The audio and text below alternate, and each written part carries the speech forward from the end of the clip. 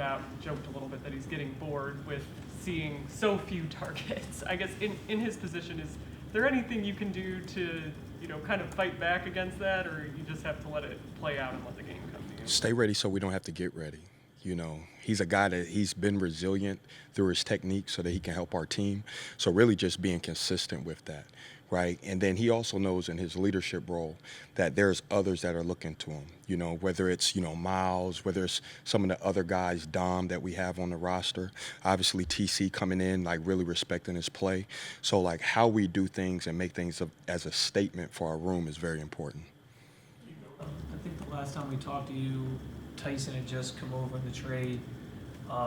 Just what have you seen from him as he's continued to just kind of get acclimated and grow even more in his role with the team? He's our type of guy.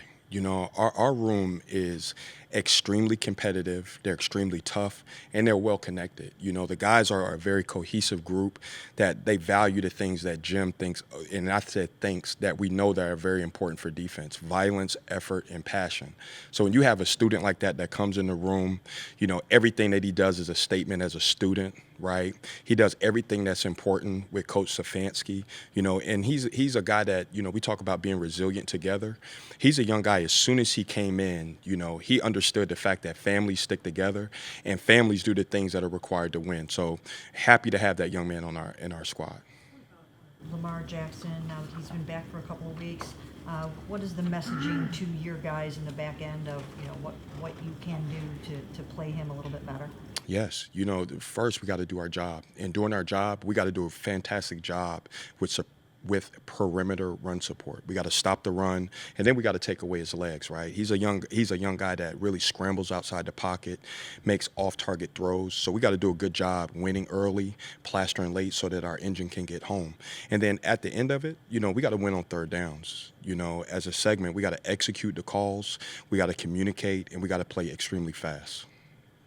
I asked you this question about Denzel. Have you noticed a big difference this year with teams not going his way as much as they have in the past?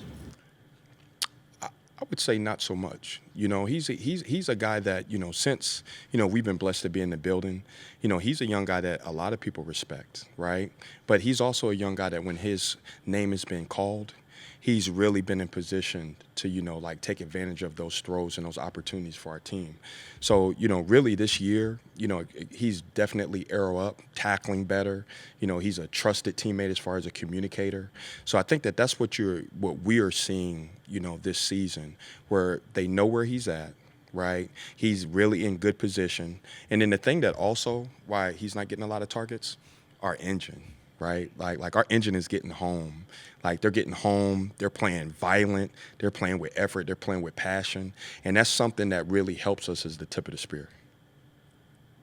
See this before, but Denzel never really seems to grade out very high, like on Pro Football Focus. And I don't know if you pay any attention to those, but I can't even remember where he is this week.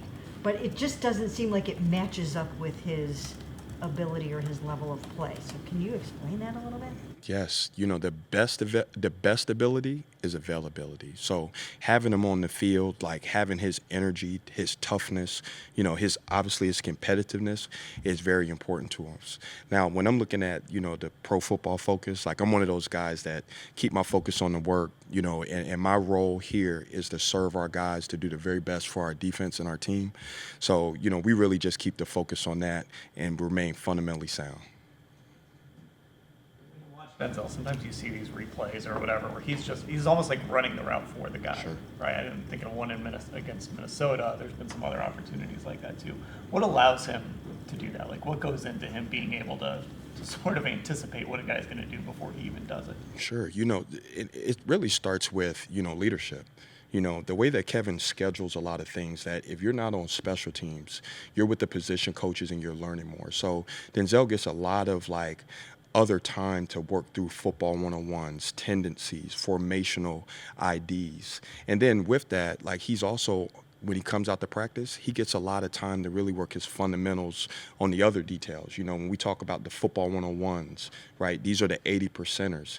And we try to make sure that we keep him in his strength zone. So you're seeing a student that's really getting a lot of time on task, who trusts time on task, and really is playing with a really good group. You know, we highlight our defensive line because that's the engine, and obviously that's how we get places. But then also, like, our linebackers and our safeties, they do a really good job communicating. So when we're talking about football 101s or some of the small tips week to week so that we can play fast, they do an outstanding job communicating that.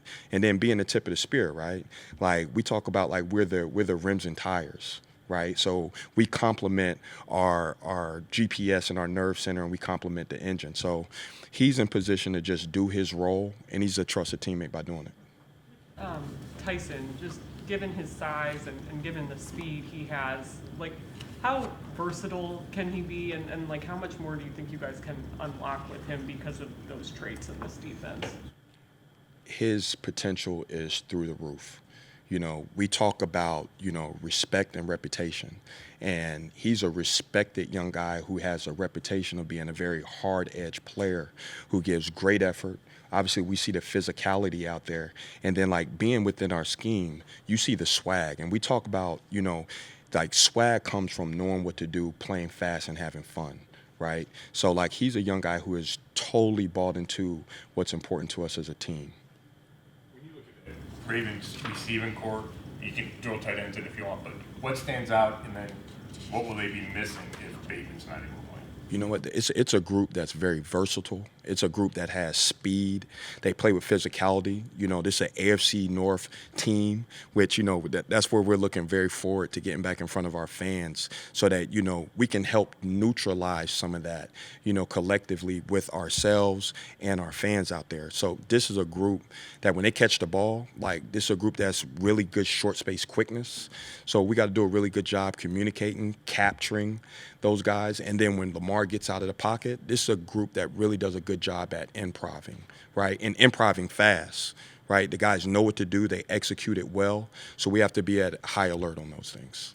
This is a bit of a random question, but I think there's only 4 cornerbacks on the active roster right now. Like, who would kind of step up as, like, the backup nickel to Say that Miles? again? Who would kind of step up as the backup nickel to Miles? Or I know you guys, you know, put safeties in those spots, but in terms of, like, cornerbacks, you know, who would you kind of trust to put in there if you needed? That's a really good question. You know, all of our guys are versatile. So, you know, if in the event there was an issue with personnel, you know, we have all 4 of those guys have the ability to come inside to really, like, disrupt timing and really stay tight for our defensive line.